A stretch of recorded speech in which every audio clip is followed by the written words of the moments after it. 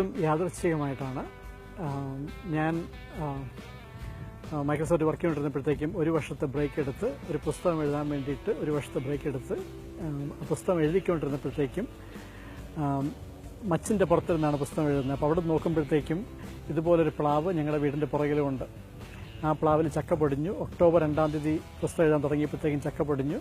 December 15 ആയപ്പോഴത്തേക്കും ആദ്യത്തെ chapter complete ചെയ്തപ്പോഴത്തേക്കും 15 kilo weight ഉള്ള ഒരു ബേബി ഹിപ്പോപ്പൊട്ടാമസിൻ്റെ സൈസിലേക്ക് ചക്ക വലുതായപ്പോഴത്തേക്കും ഞാൻ എന്നും കണ്ടുകൊണ്ടിരിക്കുന്നുണ്ട്, ഇതിനെന്തെങ്കിലും ചെയ്യണമല്ലോ. 80% ചക്ക വെറുതെ പോവുകയാണ് ഇന്ത്യയിൽ, പ്രത്യേകിച്ച് കേരളത്തിൽ. ഇതെങ്ങനെ ഇതിനൊരു മാർക്കറ്റ് ഉണ്ടാക്കിയെടുക്കാൻ പറ്റും? ക്രിയേറ്റിംഗ് എൻ ഓർഗനൈസ്ഡ് മാർക്കറ്റ്, അതായിരുന്നു എൻ്റെ ഗോള്. ഉരുളക്കിഴങ്ങ് കൊണ്ട് ബർഗർ ഉണ്ടാക്കാൻ പറ്റുന്നുണ്ടെങ്കിൽ എന്തുകൊണ്ട് ചക്കച്ചുള, പഴുക്കാത്ത ചക്കച്ചുള കൊണ്ട് ബർഗർ ഉണ്ടാക്കി കൂടാ എന്നുള്ള ആ ഒരു ആശയം, വെറുതെ തമാശയൊരു ആശയം ഉണ്ടായി. ഒരു 3-4 ഷെഫ്മാരെ വിളിച്ചിട്ട് ഒരു ഷെഫ് റോയ് പോത്തൻ എൻ്റെ അടുത്ത് പറഞ്ഞു ഞാനൊന്ന് ട്രൈ ചെയ്ത് നോക്കാമെന്ന് പറഞ്ഞു. അങ്ങനെ ആ ചക്ക കൊണ്ടുപോയി ഞാൻ അവിടെ കൊണ്ടുപോയി കൊടുത്തു. ആ ചക്കച്ചുള കൊണ്ട് ഞങ്ങൾ ബർഗർ ഉണ്ടാക്കി. ചക്കക്കുരു കൊണ്ട് അതിൻ്റെ ബ്രെഡ് ക്രംസിന് പകരം ചക്കക്കുരു ഉപയോഗിച്ചു. അങ്ങനെ ആ ചക്കയുടെ ബർഗർ നന്നായിട്ട് വന്നു. അവിടെ നിന്നാണ് ഇത് തുടങ്ങിയത്.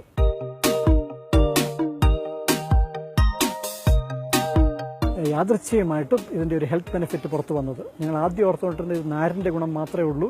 ഞാനിതിനെ ബോട്ടിൽ ബ്രഷ് എന്ന് പറഞ്ഞിട്ട് നമ്മുടെ കുടലിൻ്റെ ഇൻസൈഡ് വാൾസ് ക്ലീൻ ചെയ്യാൻ പറ്റുന്ന നാരുള്ളൊരു ഭക്ഷണം എന്നുള്ള രീതിയിലാണ് ഞാൻ ഇതിനെ ആദ്യം പ്രസൻറ്റ് ചെയ്തത്. അത് കഴിഞ്ഞാണ് യാദൃച്ഛികമായിട്ട് ഇതിന് വേറൊരു ഗുണമുണ്ടെന്നുള്ളത് പെട്ടെന്ന് അറിയേണ്ടി വന്നത്. അതായത് ചക്കപ്പുഴുക്ക് കഴിച്ചുകൊണ്ടിരുന്ന ഒരു അച്ഛൻ എൻ്റെ അടുത്ത് വന്ന് പറഞ്ഞപ്പോഴാണ് എനിക്കിതിന്, അച്ഛൻ സാധാരണ ഇൻസുലിൻ എടുത്തുകൊണ്ടിരുന്ന ആളാണ്. അദ്ദേഹം വർഷങ്ങളായിട്ട് ഇൻസുലിൻ എടുക്കുന്ന ആളാണ്. ഒരു ദിവസം രാത്രി ചക്കപ്പുഴുക്ക് കഴിച്ചതിന് ശേഷം ഇൻസുലിൻ എടുത്തപ്പോൾ അന്ന് രാത്രി അദ്ദേഹം കൊളാപ്സായി. ഹൈപ്പോഗ്ലൈസീമിയ, ഷുഗറിൻ്റെ അളവ് പെട്ടെന്ന് കുറഞ്ഞു പോയി. അപ്പോൾ അതെന്തുകൊണ്ടാണ് എന്നുള്ളത് പഠിച്ച്, കാരണം എൻ്റെ ഈ പ്രോഡക്റ്റ് മേടിച്ച് കഴിച്ച് ആരെങ്കിലും ഇതുപോലെ മരുന്നെടുത്തു കഴിഞ്ഞാൽ അപകടം ഉണ്ടാവും എന്നുള്ള ആ ഒരു കസ്റ്റമേഴ്സിൻ്റെ ഉള്ള വറി കാരണം അതിനെപ്പറ്റി പഠിച്ച് പോയപ്പോഴാണ് മനസ്സിലായത്, സിലോൺ മെഡിക്കൽ ജേണലിൽ നിന്നാണ് ഞങ്ങൾക്ക് ആദ്യമായിട്ട് മനസ്സിലായത്, ചക്കപ്പുഴുക്ക് കഴിക്കുമ്പോഴത്തേക്കും ഗ്ലൈസീമിക് വാല്യൂ, അതായത് ഇതിൻ്റെ ഷുഗറിൻ്റെ പൊങ്ങുന്നതിൻ്റെ അളവ് ചോറിനെ കഴിഞ്ഞും അല്ലെങ്കിൽ ഗോതമ്പിനെ കഴിഞ്ഞും കുറവാണെന്നുള്ള ആ ഇൻഡിക്കേഷൻ ഞങ്ങൾക്ക് ആദ്യം കിട്ടിയത് സിലോൺ മെഡിക്കൽ ജേണലിൽ പബ്ലിഷ് ചെയ്ത റിപ്പോർട്ടിൽ നിന്നാണ്. പിന്നീട് ഞാൻ നോക്കിയപ്പോഴത്തേക്കും എൻ്റെ ഈ പ്രോഡക്റ്റ് മേടിക്കാൻ വേണ്ടി വരുന്നവരെല്ലാവരും ഡയബറ്റീസ് പേഷ്യൻസ് ആണ്. അവരാണ് ഒരിക്കൽ വന്ന് മേടിക്കും, പിന്നെ എല്ലാ മാസവും തിരിച്ചു വന്ന് മേടിക്കുന്നു.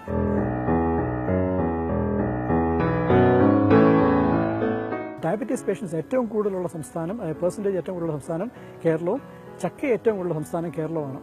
അപ്പോൾ ഈ ഡയബറ്റീസ് പേഷ്യൻസിനെയും ചക്കയും തമ്മിൽ കണക്ട് ചെയ്യാൻ പറ്റിക്കഴിഞ്ഞാൽ കേരളത്തിലെ ചക്കയ്ക്ക് ഓട്ടോമാറ്റിക്കലി ഒരു ഡിമാൻഡ് ഉണ്ടാകും. അപ്പോൾ അങ്ങനെയാണെങ്കിൽ ഇത്രയും ഡയബറ്റിക് പേഷ്യൻസ് ഉള്ളപ്പോഴത്തേക്കും ഞാൻ പഴുത്ത ചക്ക നിർത്തിയിട്ട് പഴുക്കാത്ത ചക്കയിലേക്ക് മാത്രം ഫോക്കസ് ചെയ്തു.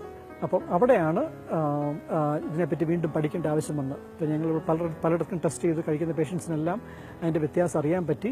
ഡോക്ടേഴ്സാണെങ്കിലും പരീക്ഷിച്ച് നോക്കി, പേഷ്യൻസിൻ്റെ അടുത്ത് പരീക്ഷിച്ച് നോക്കിയപ്പോഴത്തേക്കും പറഞ്ഞു പഴുക്കാത്ത ചക്ക ഒരു പ്രധാന ഭക്ഷണമായിട്ട് കഴിക്കുമ്പോഴത്തേക്കും ഷുഗറിൻ്റെ അളവ് അത്രയും കൂടുന്നില്ല എന്നുള്ളത് വ്യക്തമായി. പിന്നെ ഇതിനൊരു സാങ്കേതികമായിട്ട് നമുക്കൊരു സയൻറ്റിഫിക് സ്റ്റഡി വേണമായിരുന്നു. അതിനുവേണ്ടിയാണ് ഞങ്ങൾ KSIDCയുടെ ഫണ്ട്, എനിക്ക് അന്നത്തേക്ക് സീഡ് ഫണ്ട് കിട്ടി. അതുപയോഗിച്ച് ഞങ്ങൾ സിഡ്നി യൂണിവേഴ്സിറ്റിയിൽ നമ്മുടെ കേരളത്തിലെ പഴുക്കാത്ത ചക്ക കൊടുത്തുവിട്ട് അവിടെ ഞങ്ങൾ ഇതിൻ്റെ ഗ്ലൈസീമിക് സ്റ്റഡി ചെയ്തപ്പോഴത്തേക്കുമാണ് വ്യക്തമായത് ഗ്ലൈസീമിക് ലോഡ്, അതായത് നമ്മൾ ഒരു നേരം കഴിക്കുന്ന ഭക്ഷണത്തിൻ്റെ ഷുഗറിൻ്റെ അളവ് കൂടുന്നതിൻ്റെ ഒരു തോതാണ് ഗ്ലൈസീമിക് ലോഡ്. ഗ്ലൈസീമിക് ലോഡ് നമ്മുടെ കേരളത്തിലെ പഴുക്കാത്ത ചക്കയ്ക്ക് ചോറിൻ്റെ പകുതി ഗ്ലൈസീമിക് ലോഡേ ഉണ്ടാവുന്നുള്ളൂ. അതായത് നമ്മൾ ഒരു കപ്പ് ചോറ് കഴിക്കുന്നതും ഒരു കപ്പ് ചക്കപ്പുഴുക്ക് കഴിക്കുമ്പോഴും നമ്മുടെ ശരീരത്തിൽ ഷുഗറിൻ്റെ അളവ് കൂടുന്നത് പകുതിയാണ്. അതുപോലെ തന്നെ 2 റൊട്ടി കഴിക്കുമ്പോഴും കൂടുന്നതിനെ കഴിഞ്ഞും വളരെ കുറവ് ഷുഗറിൻ്റെ അളവേ നമ്മുടെ ശരീരത്തിൽ ചക്കപ്പുഴുക്ക് കഴിക്കുമ്പോൾ ഉണ്ടാകുന്നുള്ളൂ. അതിന് കാരണം ഒന്ന്, ഇതിൻ്റെ ഗ്ലൈസീമിക് ലോഡ് കുറവാണ്. രണ്ടാമത്, ഇതിൻ്റെ കാലറി പകുതിയാണ്. അതായത് ഒരു കപ്പ് ചക്കയും ഒരു കപ്പ് ചക്കപ്പുഴുക്കും ഒരു കപ്പ് ചോറും എടുത്ത് കമ്പയർ ചെയ്യുവാണെങ്കിൽ കാലറി പകുതിയേ ഉള്ളൂ. അപ്പോൾ നമുക്ക് അത്രയും കാലറി നമുക്ക് കുറവാണ്. അപ്പോൾ ലോ കാലറി ഡയറ്റാണ്, ലോ കാലറി ലോ ഗ്ലൈസീമിക് ഡയറ്റാണ് ചക്കപ്പുഴുക്ക്. അപ്പോൾ അത് കഴിച്ചു കഴിഞ്ഞാൽ ആൾക്കാർക്ക് 2 കാര്യങ്ങളാണ് ഞങ്ങൾ കാണുന്നത്. ഒന്ന്, ഷുഗറിൻ്റെ അളവ് കൂടുന്നില്ല, അതായത് ചോറ് കഴിക്കുന്ന അത്രയും ഷുഗറിൻ്റെ അളവ് കൂടുന്നില്ല. രണ്ടാമത്, ആൾക്കാരുടെ വെയിറ്റ് കുറയുന്നു. ഈ 2 കാരണങ്ങളാണ് ഞങ്ങൾ ഇത് കഴിക്കുമ്പോഴത്തേക്കും കാണുന്നത്. അപ്പോൾ അതിനുള്ള സയൻറ്റിഫിക് എവിഡൻസാണ് ഞങ്ങൾ ആദ്യം പുറത്തു കൊണ്ടുവന്നത്.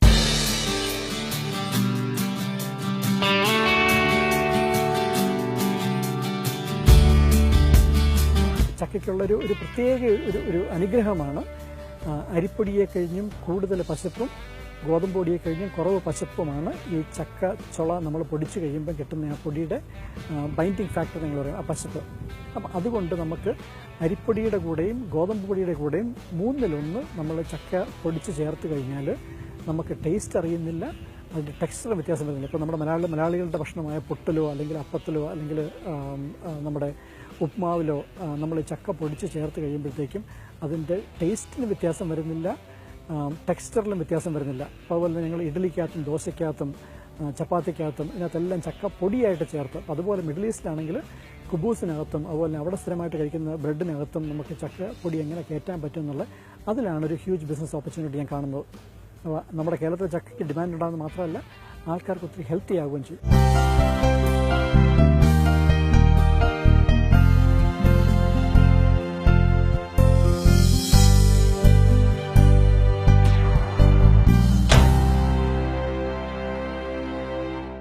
പക്ഷേ ഇതിൽ എന്നെ ഏറ്റവും കൂടുതൽ എന്നെ ഇതിൽ ചേർത്ത് നിർത്തുന്നത് ഒരു CMC വെല്ലൂരിൽ നിന്ന് പഠിച്ച് പാസ്സായി ഒരു ആയുഷ്കാലം മുഴുവൻ ഒരു കൺസൾട്ടൻ്റായിട്ട് വർക്ക് ചെയ്ത് ഒരു മെഡിക്കൽ കോളേജിൻ്റെ ഡയറക്ടറായിട്ട് റിട്ടയർ ചെയ്തൊരു ഡോക്ടർ എൻ്റെ അടുത്ത് പറഞ്ഞാണ്, 80 വയസ്സിന് മേലുള്ള ഡോക്ടറിൻ്റെ അടുത്ത് പറഞ്ഞാണ്, മകനെ, ഞാൻ ഇത്രയും വർഷം മെഡിക്കൽ ഫീൽഡിൽ വർക്ക് ചെയ്തിട്ട് എനിക്കറിയാൻ മേലാത്തൊരറിവാണ് എൻ്റെ വീടിൻ്റെ മുമ്പിൽ നിൽക്കുന്ന പ്ലാവിൻ്റെ ചക്കയ്ക്ക് ഇങ്ങനെയൊരു ഗുണമുണ്ടെന്നുള്ളത്.